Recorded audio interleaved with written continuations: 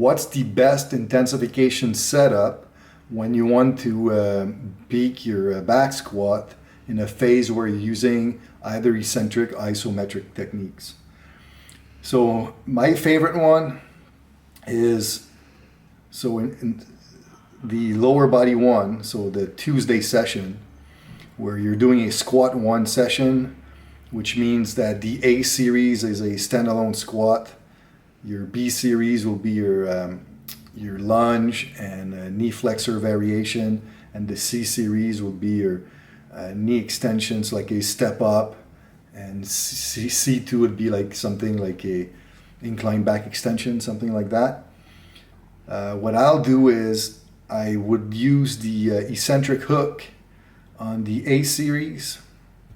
So if he's advanced, I'm assuming that he can actually do the 120-80 rule, which means that on your back squat, let's say you're squatting 100 kilos for a 1RM, you would use 80% of the 1RM on the barbell, so 80 kilos, and then you use 120% of the 1RM total when the eccentric hook and the barbell are used. So you have 80 kilos on the barbell, and then you have 20 kilos per hook, so that the total with the hook is 120 kilos. And then you do singles, you do like sets of one, where you go down on a count of 8 or 10 with the eccentric hooks. So you have 120% of your 1RM eccentrically. Then as soon as you touch the ground, or as soon as you lower the bottom, you're in the bottom position, the hooks come off, and now you're exploding concentrically with 80% of your 1RM. So this would be an eccentric method, so a supra-maximal eccentric method, where you still have a dynamic submaximal concentric contraction. So this would be my lower body session 1. And then lower body session 2, which is a squat 2 setup, where I'm doing regular back squat as my A series, but now my B series becomes a specialty squat, where I'll probably use, in this case, a heels elevated back squat, where I will do a 3-pause eccentric method, where now you're pausing for 2 to 4 seconds at the top quarter, pausing for 2 to 4 seconds at the mid-range, 2 to 4 seconds in the bottom quarter, then you go all the way down, come back up. And this, you would do maybe like 4 to 5 reps, depending on the length of your pauses. So I would combine the supramaximal eccentric method with the eccentric hook on lower body 1 with a isometric method on lower body 2, but used in the B series. So to me, that's the best setup that I've tried with clients that lead me the best results to peak my back squat. Do I like to use the behind the neck press as a A series? I do, but it's not an exercise I use very often. What I find is a lot of people don't have the range of motion at a shoulder joint to be doing a behind the neck press properly without stressing too much. But for those who can actually do it with good form, I really like it, but I will use it more during accumulation phases, because still, the thing with the behind the neck press, even if you have the range of motion, it's still more stressful in the shoulder joint. So I don't like to use it with like plus above 85% of 1RM intensities. I think the risk reward isn't there. So I much rather, if I'm using it, keeping it for the accumulation phases, where usually the intensity is less than 85%. To me, it's a little bit more justifiable to use. But again, that being said, I don't use it with that many people, because too many of us lifters have lack of range of motion at the shoulder. So it's just not something that I'll use like without knowing the background of the client. So is the rep threshold on chin-ups based on a chin-up session or the entire microcycle? So what I explain to students in classes, that certain lifts demands for a minimum rep threshold in order to improve it.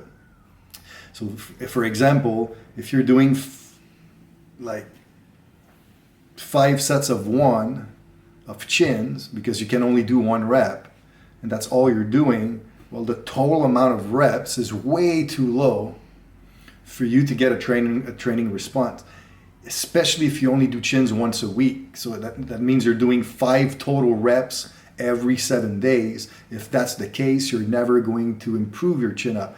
That's why in the structure of my training programs, I always do chins twice a week, on upper 1, upper 2, Monday and Thursday.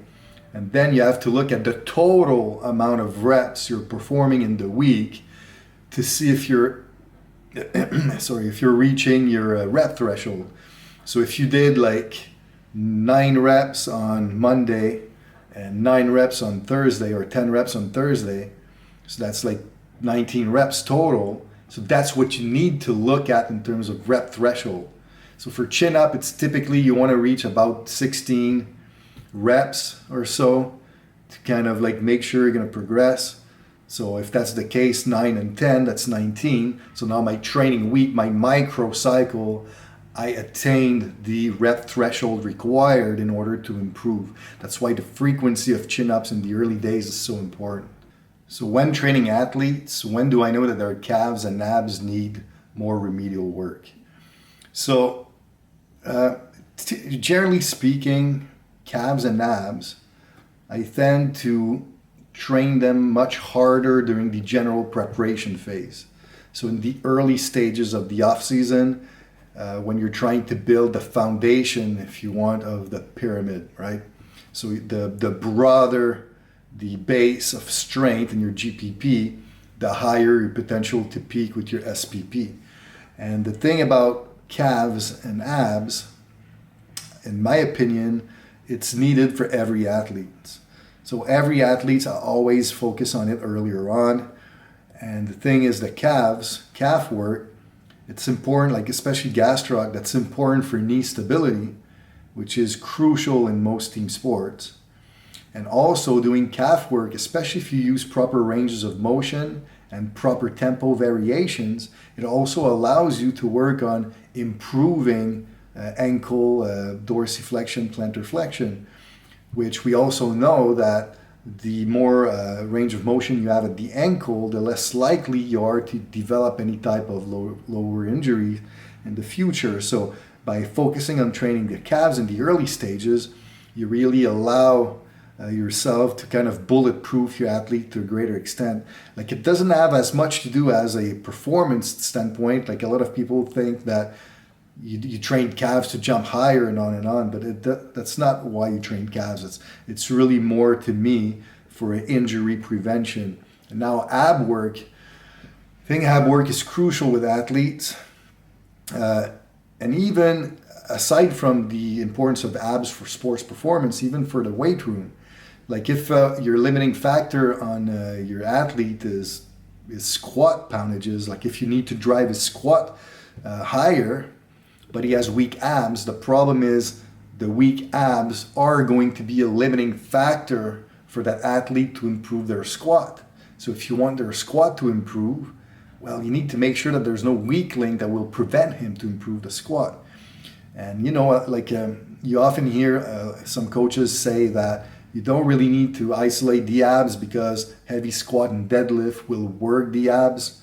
Well, that's true, but only if you're doing heavy squats or deadlifts. So if you don't have the strength yet that your squat is considered heavy, well, then you need to train the abs because they're going to become a limiting factor.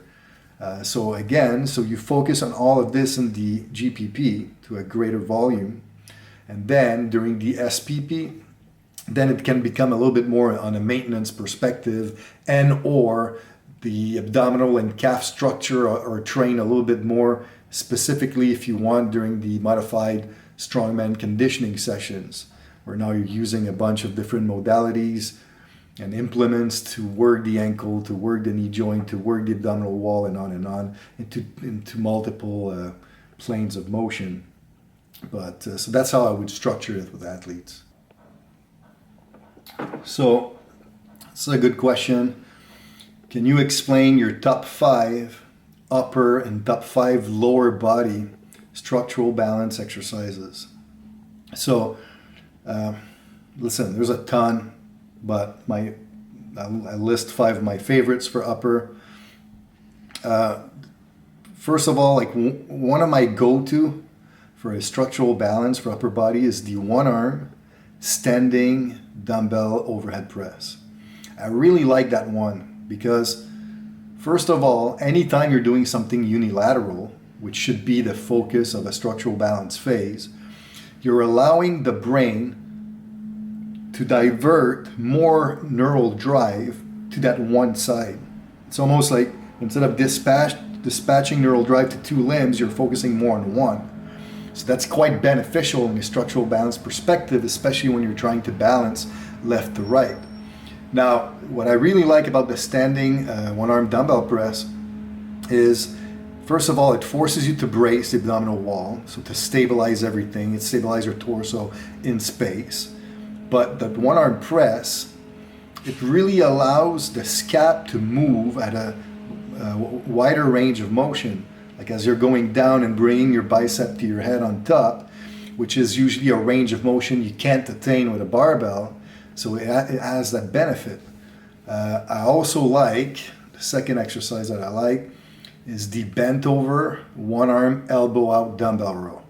So this is the one where like, there's videos of the style that Kilo likes where we have one knee on a bench, we have the forearm on a bench that's inclined at 35 degrees, the forehead on the forearm. This way you're activating neck muscles, you're not wasting neural drive into the tricep stabilizing, and now you're pulling, you're doing your row with the elbow out aligned with the shoulder. So this is really good to get the scap retractors going and work the scap through a great range of motion. I also like external rotators exercises, especially the arm abducted in front and a Scott curl. We're doing the rotator cuff like this. I think that's a good starting point. I like the trap 3 raise. A lot of people have very poor range of motion in that position. So to focus on that early, I think it has a lot of benefits. I also like the Powell raise. So you're lying on your side. And what I like about the Powell raise, opposite the bent over lateral raise, for example, is now you're working that entire scap through a longer range of motion. So I really like those. For lower body, I'm a big fan of the step-up variations. I think in the early stages, step-ups, they should be your go-to in structural balance. So the heel elevated step-up, where you elevate the heel, like ideally up to about 40, 45 degrees. It's very, very, very steep. And then you just drive a lot of reps in the short end range of knee extension. That's really good. The Peterson step up is like a more advanced version of the heel elevated step up, where it's kind of like the same thing, but now you don't have a wedge to support the heel, so you have to control your foot into space. Although this is a great structural balance exercise, it's for more advanced people. I love the front foot elevated split squat, especially with a low pulley. What happens with the low pulley, a lot of people when they do split squat, they have a hard time going forward and pushing their knees past their toes. So that pulley, which is driving you forward, kind of like forces, if you want, that pattern. And also it allows you to stay more upright. So to me, it's really good at teaching the split squat. And the front foot elevated allows for more range of motion. And so it enables you to get your knees to go past your toes to work on that dorsiflexion. I really like calf exercises for sure, especially the single leg, one leg dumbbell calf raise, single leg. I think that Pallof press is a great exercise for abdominal. So it's an anti-rotation exercise with a lot of bracing component.